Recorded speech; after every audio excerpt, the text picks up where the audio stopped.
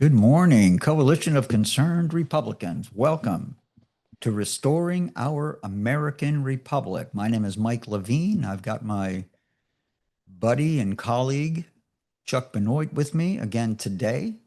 And today's episode is going to talk about what Chuck and I believe is the fact that the state of Florida as a government really continues to ignore the real problems in our state. Just to run down a couple of the issues we're going to talk about today, we're going to talk about affordability.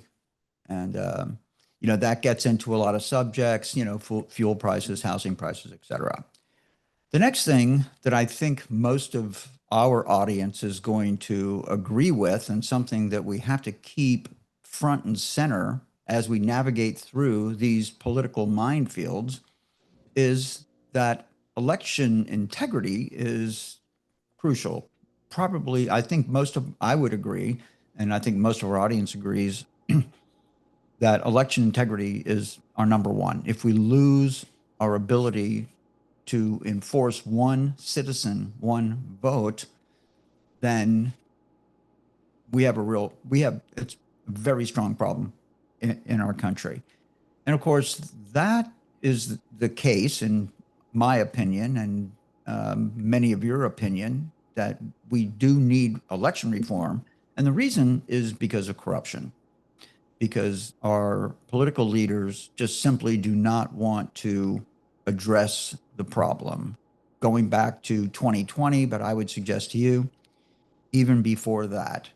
And of course, in Florida, based on what's going on around the country and around the world, um, Florida's always had issues with growth management. And it's still an issue. It's a bigger problem than ever as people continue to pour into the state for various different reasons. Growth management has to be really smartly addressed. So if Chuck would jump on board with us now and give us his opening comments on the bullet points that we're going to go over today. Chuck, welcome on. Good morning, Mike, and good morning, all you viewers out there. Yeah, we are going to talk about things that some of which we've talked about regularly, because the problems just don't go away, and doesn't seem like there's people out there in the political realm that are really willing to listen.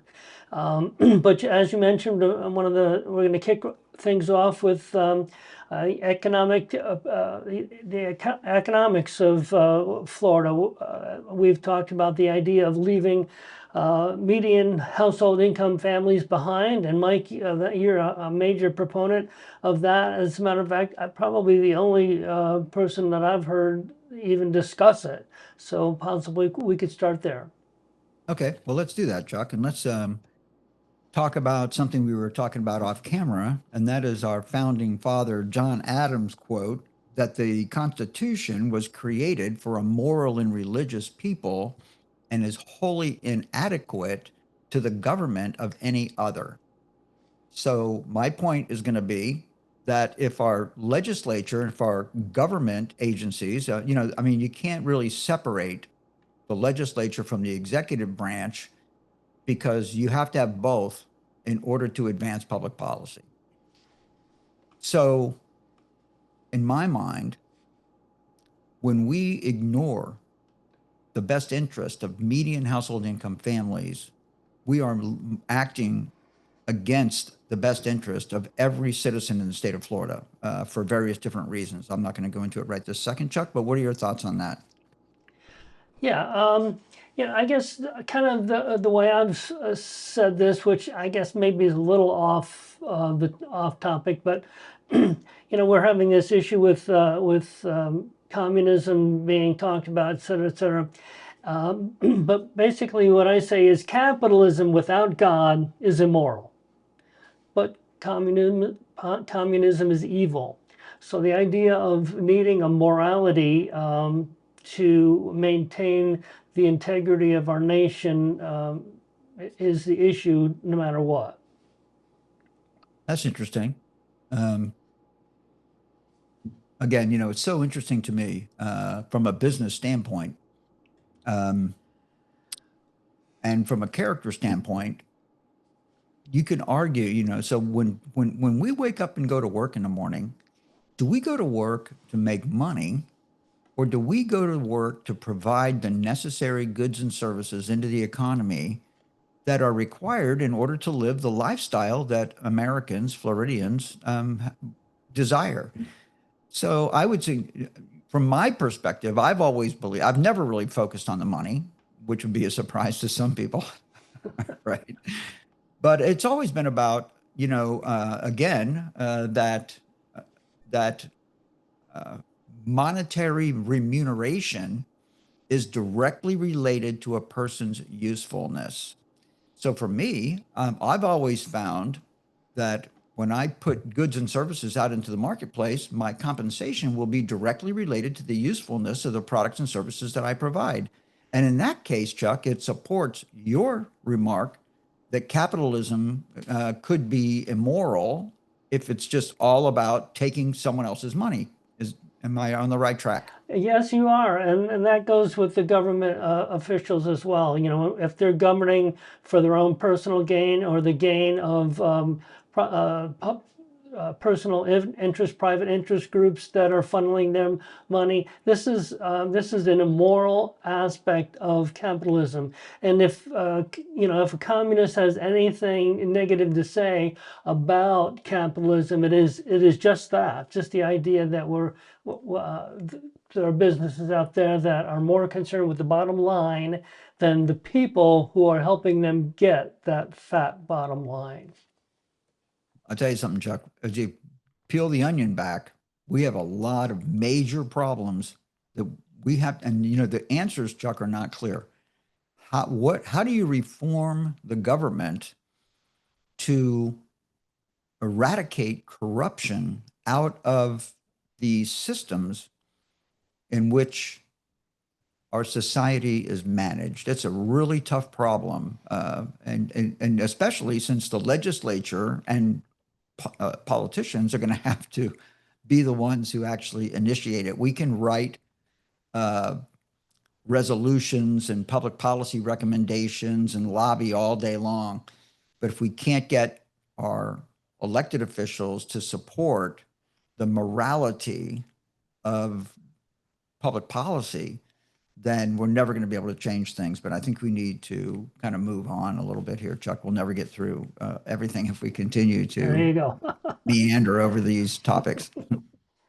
Yeah. So we also are wanting to talk about, and we'll get into these again a little bit, I think, later on. But the whole concept of our elections, transparent, unbiased elections, they're the cornerstone of who we are. And anybody that thinks that this is not an issue that we genuinely need to address, I mean, genuinely address, not just talk about it and move on. I think there's some moral integrity that needs to be dealt with there. It's really interesting. I think that, uh, again, Chuck, I want to focus on my new term that I've coined. Okay. Okay. Gang tackling. Okay. Yeah. And nothing represents the corrupt gang tackling than Taylor Yarkowski's 2022 election run. I mean, it was Taylor Yarkowski's, State Representative Taylor Yarkowski's campaign strategy to not talk to voters. His strategy was to get endorsed by every elected official in the state of Florida, and that would get him across the finish line, which worked. Now, obviously, Tom Bale challenged him in 2022. There were two other candidates in the race, and, they, diluted the vote a little bit. But Taylor Yarkowski came very close to not getting elected under that campaign strategy. But the point is, and I'm going to use the number 40 because I believe he got roughly 40 endorsements from elected officials, which embodies my term, gang tackling. And that's when all the elected officials get together and say, hey, in order for us to protect our own personal best interests, we all need to band together and endorse this particular candidate for this particular office, which governs over all of us. And that's the importance of these state rep positions and state Senate positions, because the state of Florida determines, as we're seeing in growth management right now, the state of Florida dictates the way that municipalities and counties are run, especially in the absence of a charter, which we've talked about to some extent here on the program, Chuck. So so election reform, and then you can get into all of it, right? Whether the machines are hackable, whether votes are manipulated on machines, whether mail-in ballots are a source of corruption. And then you get into just, I would call it, again, gang tackling, the abuse of power, that politicians every single day are electioneering as a function of their office when they put their name on every piece of mail that goes out, their names on it, their pictures on it, their names are on the sides of squad cars. They're running videos in the DMV, Department of Motor Vehicles, advertising their glorious presence in public office, et cetera, which is just pounding the public on what any campaign manager will acknowledge, that name recognition is a huge part of winning an election. And these elected officials abuse, in my opinion, that bully pulpit, that platform, by just intentionally pounding name recognition into the mind of the public to make the next election a lot easier, Chuck. Yeah, one of these other comments I think that fits right in here that you've suggested. I think this is actually a quote from you. It says, "Florida political playing fields trample on Florida's citizens' ability to elect representatives who are willing and able to advance their interests in Tallahassee." I think that's the essence of what we're discussing here.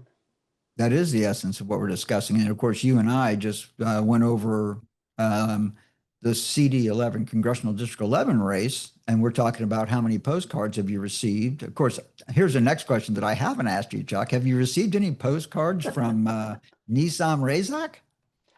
I think I have at least one, maybe two. Not nearly as many as Strata, who's $5 million is going to, for him, hopefully buy his election.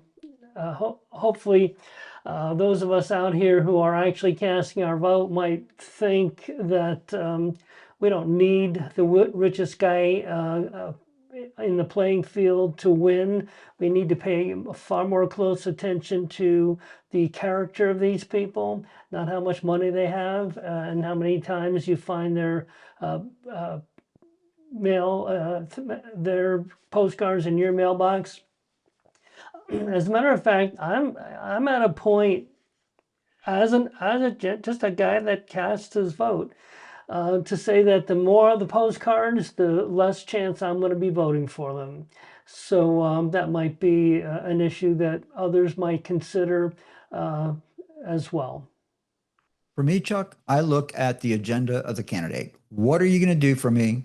What are you going to do for us when you get elected to public office? And I'm saying to you that I personally interviewed Carrie Baker, Joe Strada, Tim Wilkins, and Tim Wilkins was the only one who was willing to say that the 2020 election was stolen and election reform is important. Both Carrie Baker and Joe Strada sidestepped the issue. They were not willing to say that. Again, I don't want to go through the exact comments, but it was the same squishy stuff that you hear from politicians all the time. Well, back then it was COVID and some of the, Pennsylvania, they abused their constitutional election requirements, and that could be construed as, as election irregularities that, but I don't think it really, influenced the outcome of the vote. And you could go through the whole litany, Georgia, Arizona, Wisconsin, you know what I mean? So, but at the end of the day, Tim Wilkins is the only one who is willing to say that we need election reform. Joe Strada is not willing to say that, and Kerry Baker wasn't willing to say it either. So, and then of course, I'm hoping that Nizam Razak is just a distant fourth. And that's just Yeah. my personal preference, ladies and gentlemen. Well, as we've stated several times in the past, Mike, Islam and the United States Constitution are totally diametrically opposed to one another. And if Mr. Razak is unwilling to renounce his Muslim faith, then he cannot swear allegiance to the Constitution honestly. And the second part of that is, Chuck, he's not a naturally born U.S. citizen. And I understand that there's not a requirement. You have to be a naturally born U.S. citizen to serve in Congress, but that's my standard. I'll be honest with you. I will never vote for anyone for public office anywhere, even in city council. I'm not interested. No, thank you.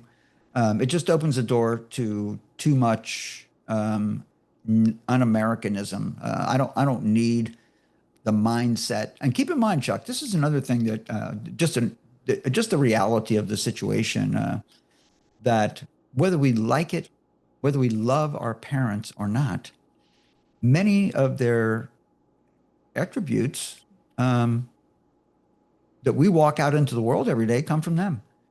And if your parents were raised in a different country, then I'm not interested in you serving in public office in this country. And that's just the way it is. I told the Florida Chamber of Commerce when they were screening me that I think it takes 3 generations to make an American. Okay, that was in 24, right? And we've evolved quite a bit. It's amazing. I know 2024 doesn't seem like that long ago, but a lot has happened since 2024. And just to add fuel to the fire, Chuck, our president addressed the world a day or two ago on Thursday last week, saying that the Chinese Communist Party manipulated votes through voting machines. And of course, we've had Maria Zack on this program who had Italian members of parliament on the record with signed sworn affidavits saying that they know that their intelligence agency, Leonardo, was involved with the Chinese Communist Party in manipulating votes in the United States of America. So for me, I trust, and it's not just trust, but I mean, Maria Zack has done the work. And by the way, Maria Zack was with President Trump before, during the time when he was preparing to make those remarks and afterwards. So President Trump is embracing Maria Zack's reporting on the manipulation of votes through voting machines. So, that's where I'm at. And now what's really interesting to me, Chuck, is that we have majorities in the House and the Senate, United States House and Senate, and Republicans aren't on board clamoring about this. Republicans don't want it. Republicans refuse to pass the Save America Act, and Republicans are not embracing the idea that these voting machines have been hacked and manipulated, or even the possibility. So why wouldn't we just test drive a few of these machines, like I've pointed out on a couple of our previous episodes, even recently, Chuck? Why wouldn't we just run them through the paces? And keeping in mind, ladies and gentlemen, that the voting machines in Florida have not been maintained according to the law and don't pass the security tests that are required in order to utilize voting machines and tabulators in our elections. So, I mean, this is what we opened with, right? That the state of Florida ignores the real problems in our state. And we're going through it right now. Affordability, corruption, election reform. These are critical issues that our elected officials just refuse to handle. Yet, when election time rolls around, gang tackling is the modus operandi of the day, Chuck. There you go. And as government has continued to devolve into a cesspool of money and opportunism, what happens is those of us who are out here just trying to live our lives, those of us who might fall into this medium household income, we just kind of lose heart. They drop out of the even voting. The vote, we hardly can get anybody to vote because they don't believe that their vote really matters. They're not giving anybody to vote for who represents their concerns and their needs. So Chuck, this just winds up, this is what is so discouraging for far too many Americans. I'm going to say greater than half. And that's my favorite. As a statistic, as a real estate broker who looks at trends all the time, I like median, okay? The median measure, because it means half of the population is above and half of the population is below the median measure. So I'm saying to you that I believe that more than half of Americans just feel like they're running on a hamster wheel every single day. They just have to run harder and harder and harder as prices rise, going back to affordability, housing prices rising, grocery prices rising, fuel prices rising and driving the price of everything. Look, and just for me personally, I'm looking at just the cost of running my business, right? And the insurances that are required. Then you get into health insurance, the cost of healthcare, the cost of healthcare insurance. And it just goes on and on and on. I mean, from a business point of view, there's really three types of cost. There's fixed cost, semi-variable cost, and variable cost. And your household runs the same way. So if you can't get over fixed and semi-variable costs and actually start having your household income rise above the required cost of living, then you're in pretty deep trouble. And I'm not going to go into my personal situation, but when you add up, the cost of various different types of business insurance, the cost of insurancing my vehicles, the cost of buying insurance for my own personal health care, I mean, the nut is pretty high.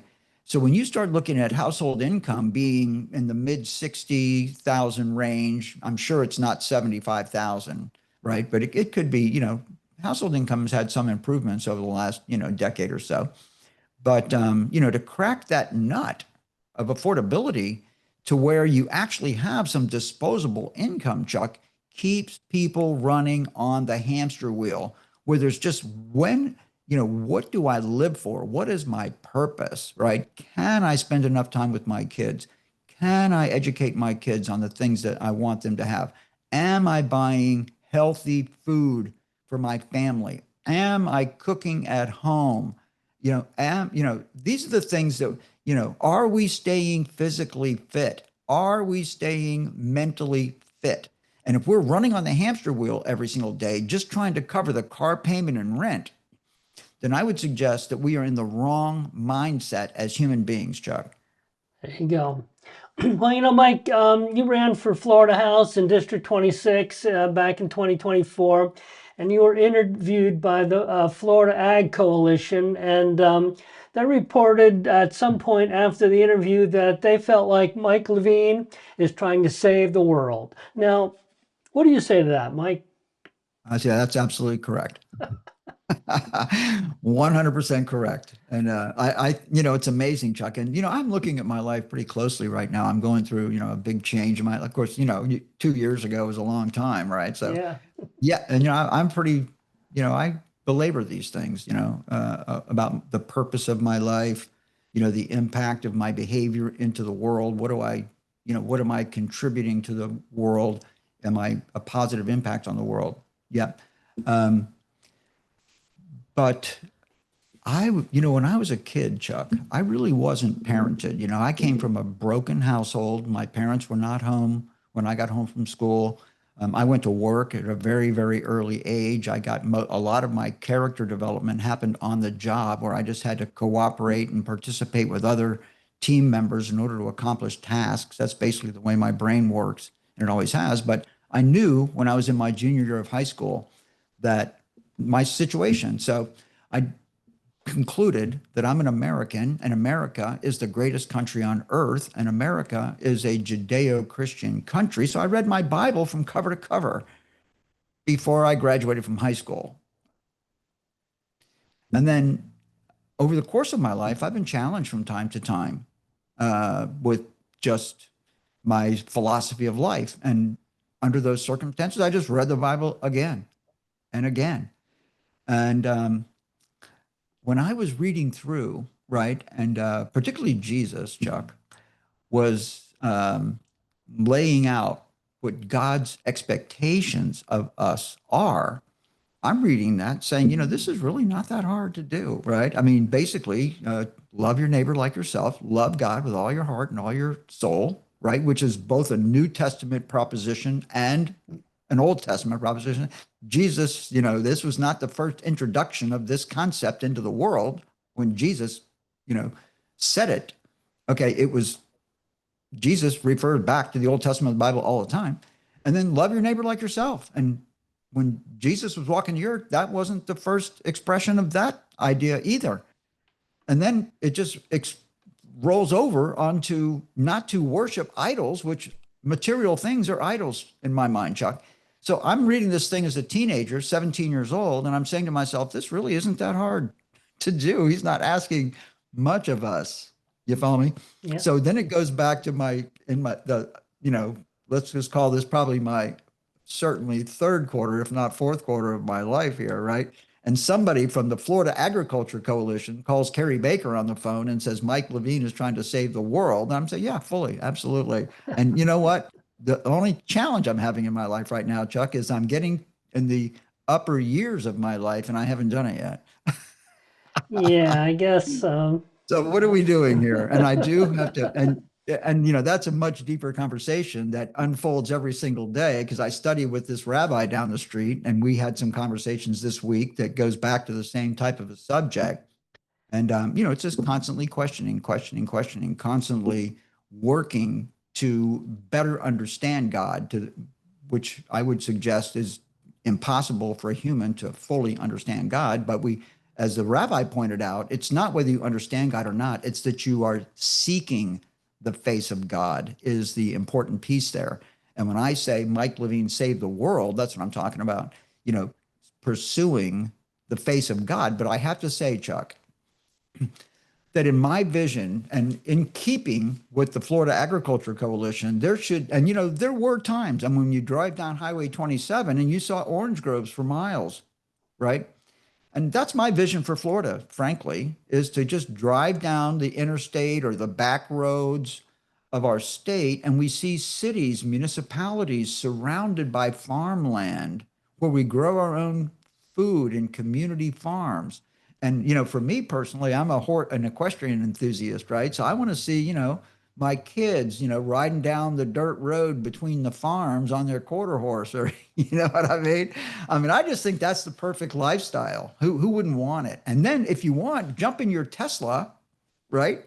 And or even your aerial vehicle, right? And fly around to the next city to visit your friends or go on vacation or whatever the case might be. So I'm not saying that we should live an old world lifestyle, but we have to keep the foundational health and well-being, physical and mental well-being as our primary purpose in life, Chuck. So when I say save the world, that's what I'm talking about, is just keeping the most basic fundamental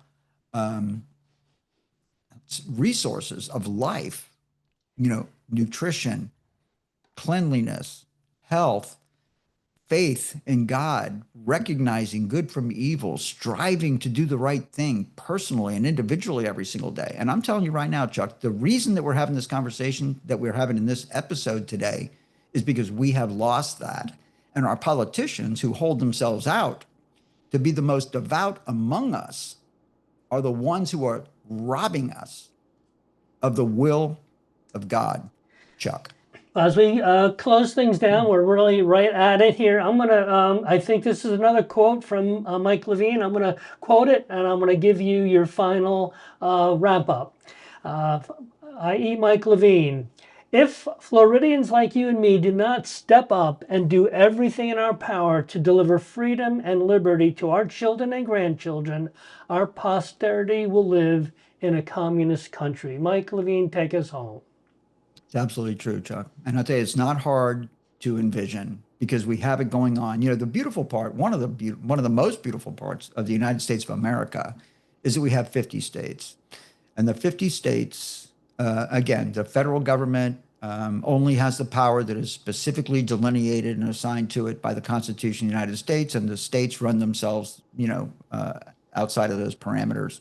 And it's not hard, to look around the country today and see what communism actually looks like in the United States of America. The easiest and most profound example is the Zoran Mamdani situation in New York City. And of course, you can look at the state of California as another classic example. So I'm saying to you that the state of Florida is devolving, is on the same track as the state of California is our most comparable situation. If you want to know where Florida is heading, then you look at the state of California, because everything that we talked about today, we have a choice. We're at a crossroads in Florida right now. We can either save our state, and I'll give Ron DeSantis credit where it's due. He has helped us a lot in that area, but growth management is not one of them. Okay, growth management, the governor has thrown us under the bus on local rule and has folded to the developers. What I would suggest, as I announced many times on the campaign trail, that under the current growth management situation, the entire state of Florida will be a ghetto like California is. And that kind of makes my point, Chuck. So we have a lot of work to do, ladies and gentlemen. A lot of it's defense, but we also need quite a bit of offense here. And we have to fight for what we believe is right. And we have to fight for our principles of humanity so that we can do the things that we've talked about in this episode, Chuck. Thank you. Well, thank you, Mike Levine, and thank you all for tuning in to our twice weekly live stream. Please follow us on Facebook and X at RestoreOurRep76, or check us out on YouTube at Restoring Our American Republic ROAR. Please like and share the program, and remember, if you're unwilling to govern yourself, you will be governed by tyrants. Until next time, God bless you, God bless President Donald J. Trump, and God bless America. Signing off.